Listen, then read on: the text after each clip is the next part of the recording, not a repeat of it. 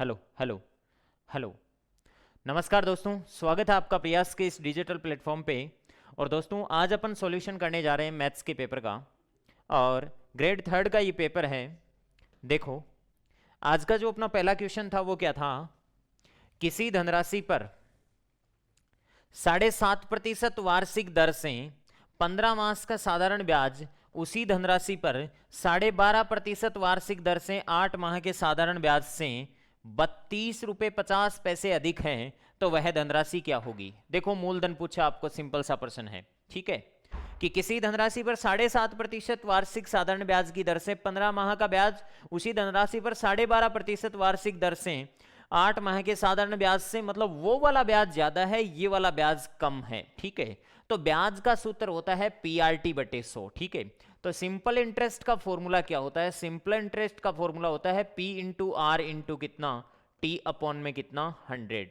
Okay, अब बताओ मुझे, साधारण ब्याज बराबर मूलधन इंटू दर इंटू समय बटा 100 होता है, तो वह धनराशि में मान लेता हूं P रुपए। तो मूलधन P रुपए मान लिया, उसके 7.5% वार्षिक सरल ब्याज की दर से 7 दूनी 14 और एक 15/2 हो जाएगा, 15/2 हो जाएगा। ठीक है, तो ये 15 कितना 2 अपॉन में कितना 100 इंटू कितने महीने का? दर अगर वार्षिक है तो समय भी वर्ष में चलेगा। 15 महीने का है तो आप इसको वर्ष में बदलोगे, तो 15 को वर्ष में बदलने के लिए 15 बट्टा क्या करना पड़ेगा, 12 करना पड़ेगा, माइनस अंतर कर लो। ये देखिएगा, वही धनराशि P रुपए है, उसका 12.5% की दर से, 12.5 का मतलब होता है 12 दूनी 24 और एक 25/2, तो यहां तो ऊपर आएगा 25/2 अपॉन में कितना 100 इंटू समय कितना दे रखा है 8 महीने, तो 8 बट्टे कितना हो गया 12, बराबर बराबर। ये आपके पास में बताओ ब्याज कितना अधिक है? 32 रुपये 50 पैसे, 32 रुपये 50 पैसे ब्याज अधिक है। ओके, 32 रुपये 50 पैसे लिख दिए मैंने। दोनों ब्याजों का अंतर 32 रुपये 50 पैसे है। सिंपल वे में अगर अब मैं बोलना चाहूं तो कुछ चीजें तो कैंसिल आउट हो जाएगी, और कुछ तो कैंसिल आउट हो जाएगी और कुछ कॉमन आ जाएगी। ठीक है, तो देखो, तो कॉमन क्या क्या आ जाएगी आपके पास में? P कॉमन आ जाएगा, अपॉन में 100 कॉमन आ जाएगा। ओके, बाकी चीजें अंदर ही रख लेते हैं। P गया 100 गया, तो ये 15/2 हो गया, 15/2 इंटू वो हो गया 15 बटे कितना 12।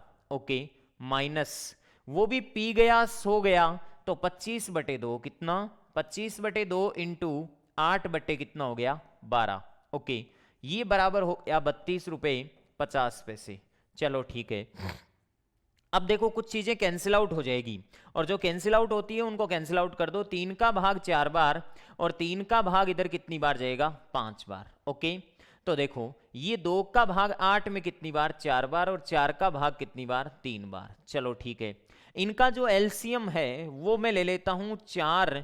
देखो कितना बचेगा, इधर तो कितना है 8 और उधर कितना है 3, 8 3 कितना 24, 8 का भाग देंगे तो 3 बार, 3 5 15 15 225 हो गया, 225 माइनस से 3 का भाग 8 बार जाएगा, और 25 चौके 100 होता है, 25 8 200, तो 200 हो गया, बराबर 32 रुपए कितने पैसे, 50 पैसे। ओके, सिंपल वे में बात करें तो ऊपर 25 बच रहा है, कितना बच रहा है, 25 बच रहा है, तो ऊपर तो 25 आपके पास में रिमाइंडर रह रहा है। ठीक है, तो मैं लिख दूंगा P/100 इंटू 25 बट्टे कितना 24, 25 बट्टे कितना 24, बराबर 32 रुपये 50 पैसे, 32 रुपये 50 पैसे। 25 का भाग कितनी बार जा रहा है, 4 बार जा रहा है। ठीक है, तो देखो इनसे मल्टीप्लाई कर लो आप इधर, तो मल्टीप्लाई करेंगे तो P का मान आ जाएगा आपके पास में, P बराबर, अब देखो 24 से गुणा कर दूं, 0 का 0 आ जाएगा। ओके, 24 5 120 होता है, 120 का फिर 0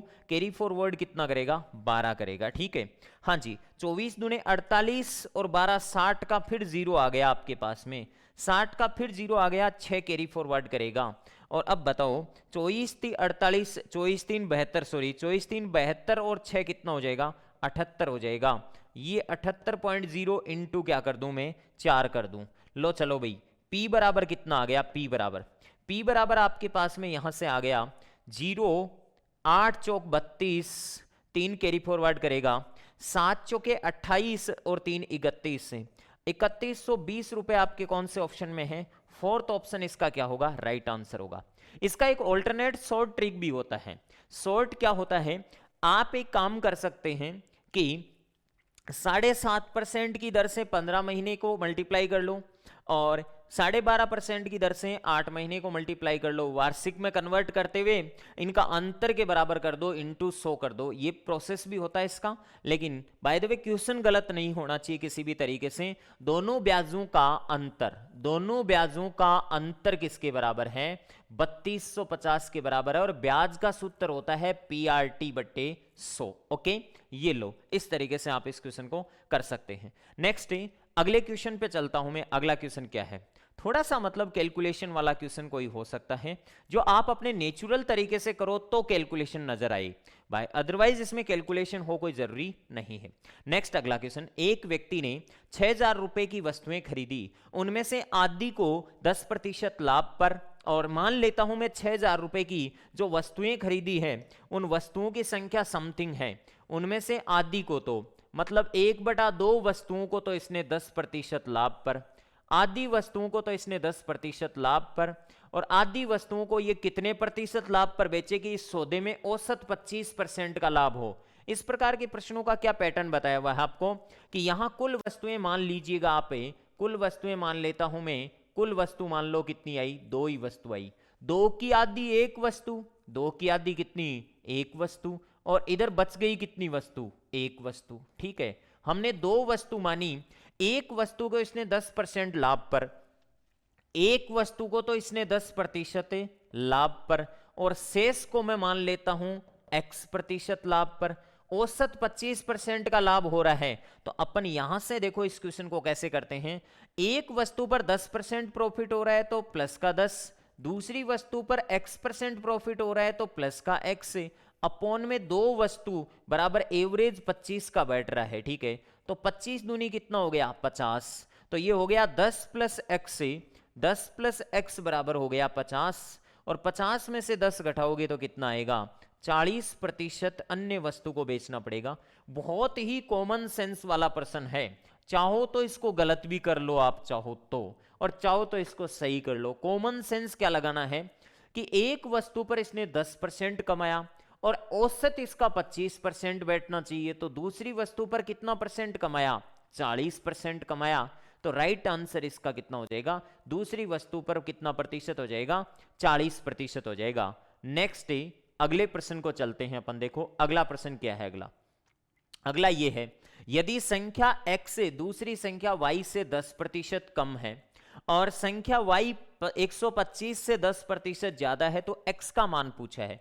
आपको मैं बिना रेशियो के इसको आपके अपने पैटर्न से सोल्व करके सिखा देता हूं। देखो कैसे, हाँ जी, ऐसा कोई भी प्रश्न आए तो आपको क्या करना है, एक संख्या x दूसरी संख्या y से 10% कम है, इस जानकारी को एक बार होल्ड रख लो, तथा संख्या y 125 से 10% अधिक है, 125 से 10% अधिक है तो y बराबर है 125 से 10% ज्यादा। क्या समझाया था मैंने, 10% ज्यादा हो तो 110 बट्टा क्या कर लो, 100 कर लो, 0 से 0 कैंसिल आउट हो जाएगा। और इधर अपन देखेंगे तो 5 का भाग 25 बार, 5 का भाग कितनी बार, 25 बार, 5 का भाग 2 बार, ये वैल्यू आपके पास में आ गई। 25 से कम 25, 25 और 2 27, 275 बट्टे कितनी, 2। y का मान 275 बट्टे 2 आ गया। अब कह रहा है कि x y से 10% कम है, x y से 10% कम है, तो ये x कह रहा है कि मैं y से 10% कम हूं, y का 90% ही हूं, तो y का 90% ही x है, तो y खुद कितना है ये बताओ, y खुद है 275 बट्टे कितना, 2। 275 बट्टे 2 का 90% आप निकाल लीजिएगा कितना आता है, 275 बट्टे 2 का 90% आप निकालेंगे तो 0 से क्या कट गया, 0।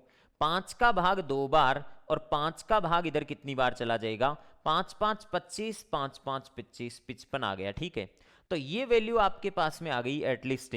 देखो 9 5 45, 9 5 45 और 4 कितना, 49, अपॉन में कितना, 4, 4 का भाग लगाएंगे एक बार पूरा पूरा गया। ठीक है, फिर 8 में 9 में 4 का भाग 2 बार पूरा पूरा जाता है, एक बचा, 15 में 4 3 12 बचेगा कितना, 3, और 3 में 4 का भाग लगाएंगे तो 30 में 7 चौके 28, 4 पंजो 20, 123.75 इसका राइट आंसर आ जाएगा। ये लो x का मान कितना आएगा 123.75। इसको परसेंटेज में ले लो, लाभ हानि का ले लो, सिंपल बात है, ठीक है। ओके उसी कॉन्सेप्ट का प्रश्न है ये, ठीक है। नेक्स्ट अगले क्वेश्चन पे चलते हैं। देखो अगला क्वेश्चन क्या है। अगला क्वेश्चन आपको कह रहा है कि 6 घंटियां हैं, ठीक है। देखो प्रश्न ये कह रहा है कि 6 घंटियां एक साथ बजती है, बाद में क्रमशः 2 सेकंड, बाद में क्रमशः 2 सेकंड, साथ ही साथ आपको ये भी बता रखा है बाद में ये घंटियां 2 second, 4 second, 6 second, 8 second, 10 second और 12 सेकंड के अंतराल से बजती है। 10 मिनट 30 मिनट में ये 6 घंटियां कितनी बार एक साथ बजेंगी। देखो भाई कॉमन सेंस का सा प्रश्न है और बहुत ही सिंपल प्रश्न है। काफी बार मैं इस क्वेश्चन को दे चुका हूं। ये वही प्रश्न है आपका कि 3 घंटियां थी और जो 8 बजे एक साथ बजी थी तो 11 बजे तक कुल कितनी बार 61 बार एक साथ बजी है, उस प्रकार का सा। तो सबसे पहले आपको एलसीएम लेना पड़ेगा इनका। क्या लेना पड़ेगा? एलसीएम लेना पड़ेगा आपको। और एलसीएम आपको किस किस का, इस 6 घंटियों के बजने का जो टाइम पीरियड है इसका आपको एलसीएम लेना पड़ेगा। ओके तो एलसीएम हमें 2 सेकंड, 4 सेकंड, 6, 8, 10, 12 का, ठीक है। तो मैं एलसीएम निकाल लेता हूं सबसे पहले। क्या निकाल लूं? एलसीएम।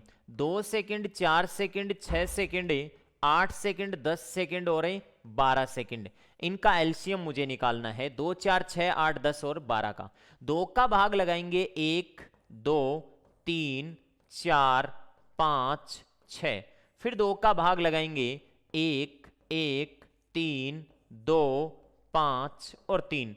फिर 2 का भाग लगाएंगे 1, 1, 3, 1, 5 और 3।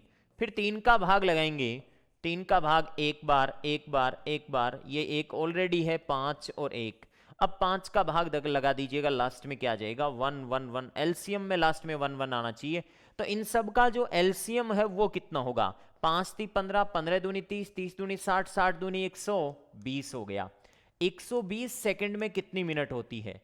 120 सेकंड बराबर होती है 2 मिनट। कितनी मिनट होगी? 2 मिनट होगी। अब 2 मिनट में कितनी, 2-2 मिनट के अंतराल से बजती है, तो 30 मिनट में ये 6 घंटियां, ये बड़ा ही प्यारा प्रश्न है, एक साथ कितनी बार बजेगी? तो जनरली अपन 15 कर देते हैं। इसका आंसर कितना आएगा? 30/2। 30 कितना? 2 बराबर कितना? 15 प्लस 1। एक और एक्स्ट्रा कौन सा कर रहा हूं? स्टार्टिंग में बज गई, एक साथ बजती हैं, ये साफ साफ कहते भी है 6 घंटियां एक साथ बजती हैं। उसके बाद क्रमशः इस अंतराल से, तो 30 मिनट में ये 6 घंटियां कितनी बार बजेगी? तो ये 2-2 के अंतराल से 30 मिनट में 15 + 1 बार स्टार्टिंग में। शुरुआत को भी काउंट कर लो इसमें, और शुरुआत को काउंट कर लोगे तो टोटल कितनी बार बजेगी?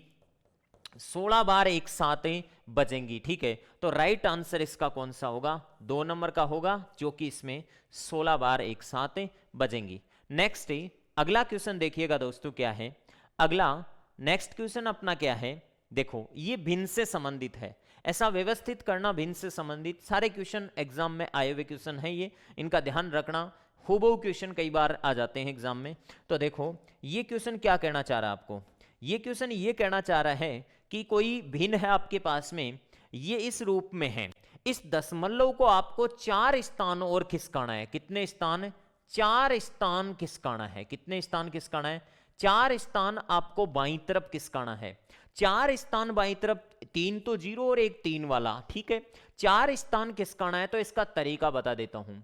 ये 3.718 है, ठीक है। इसका मान कितना दे रखा आपको? इसका मान दे रखा है 0.2689। अब देखो इसका कॉमन सेंस में बता देता हूं क्या लगाना होता है। आपको 4 स्थान खिसकाना है। एक काम कर लो आप, तो एक काम कर लेता हूं मैं, इसमें ऊपर नीचे में भाग लगा देता हूं, या फिर ऊपर गुणा कर दूं। ऊपर तो 4 स्थान खिसकाना है, तो 4 बार 0 लगा दूं, ये लो। और नीचे भी 4 बार भाग लगा दूं, ये लो, ये लो। इसमें 4 0 का भाग लगा दिया। जैसे इसमें 4 जीरो, ये 4 जीरो से 4 जीरो कट भी सकते हैं, कोई फर्क नहीं पड़ता इस पे, ठीक है। तो ये 10,000 से 10,000 कट भी जाएगा। और अगर आप नहीं काटना चाहते हो तो आप क्या चाहते हो वो बता दो। 1/10,000 का भाग लगाएंगे तो 0.4 स्थान किसकेगा, 8, 1, 7, 3 और फिर 3 जीरो और आएंगे और फिर पॉइंट लग जाएगा। क्या लग जाएगा, पॉइंट लग जाएगा। इसको थोड़ा सा और ढंग से लिख देता हूं मैं, देखो। हाँ जी, देखो ये आपके पास में मूल रूप है इसका, तो इसको लिख सकते हो 1/, ये बताओ 4 स्थान इधर किसकेगा, तो 8, 1, 7, 3 और 3 जीरो और लगा दो, 1, 2, 3 जीरो और ये पॉइंट लगा दिया मैंने, लगा दिया, ये लो पॉइंट लगा दिया। अब मुझे ये बताओ कि ये 10,000 तो आपने पॉइंट लगाने में खपा दिया, लेकिन ये 10,000 गुणा में पढ़ाई है, ठीक है, इनटू क्या पड़ा है 10,000, ठीक है, बराबर कितना है 0.2689। अब बताओ अगर 10,000 से गुणा करोगे तो वापस अपने मूल रूप में आ जाएगा, लेकिन इस 10,000 से उधर गुणा कर दो और उधर गुणा कर दोगे तो आपके पास में क्या मान आएगा, 1/0.0037718 और ये 10,000 से उधर गुणा होगा तो ये देखो 0.2689 इंटू 10,000 कर दो, ये लो, ये यहां पे क्या मान दे देगा, 2689 दे देगा। ये राइट आंसर। और ये कौन से ऑप्शन में पड़ा है, 2689 आपका थर्ड ऑप्शन में पड़ा है, तो इसका राइट आंसर कौन सा होगा, थर्ड होगा। ओके दोस्तों, इस प्रकार से हमने ये मैथ्स के पेपर का क्या किया, सॉल्यूशन किया। Thank you.